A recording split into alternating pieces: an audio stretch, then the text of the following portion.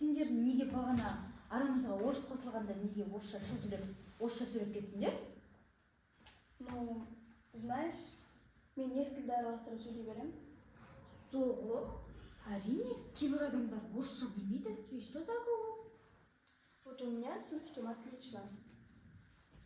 Я дұрыс қой, бірақ сендер қазақ емессіңдер ме? Иә, бірақ шынымен де өздері ана тілдерінде сөйлемесіндер біртүрлі екен. Қазақ тілдің жерінде тұрып қазақша сөйлемеген сұрақыл емес пе? Ой, началось. Как удобно, так и разговариваю. Ой, не хочу с вами сидеть. Ренжіп қалды-ау. Я ренжіді. Бірақ біздің осы жерде орысша сөйлеп отқанымыз бабаларымыздың сүйегіне таңба емес пе? Біз қазір осы жерде орысша сөйлеп отырмыз, бірақ осы қазақ тілінің тарихын білмейміз. Осы қазақ тілінің тарихы үшін, осы біздің тәуелсіз болашағымыз үшін қаншама жазықсыз адамдардың өмірі қиылды, қаншама соғыс өтті, ал біз осы жерде отырмыз орысша сөйлеп. Тоқтаңдаршы, мен негізі қазақша білем, бірақ кейде басқа жерге барғанда орысша сөйлеген сәнді болып естіледі ғой. Ана тілі бізде анасымен дарыған асыл қазына ғой. Ана тіліміз болмаса, біздің мына елімізде құрып кетеді.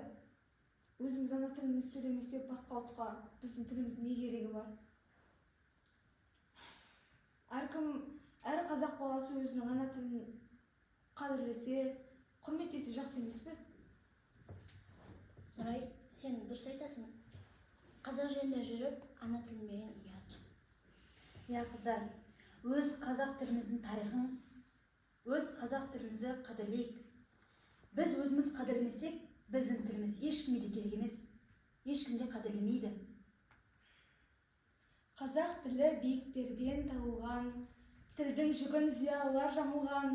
Отан үшін тіліңді біл, ей қазақ, тілімізден талай байлық табылған.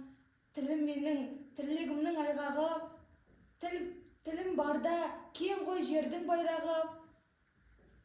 Тілмен қазақ үлкен тауды еңсерген, қор қалмасын не бір сорлы қайдағы. Нұрай, бұның авторы кім? Негізі бұны өзім ойымнан шығарған тұғым. Мәссаған, Нұрай, өте керемет. Әрі әсерлі. Я,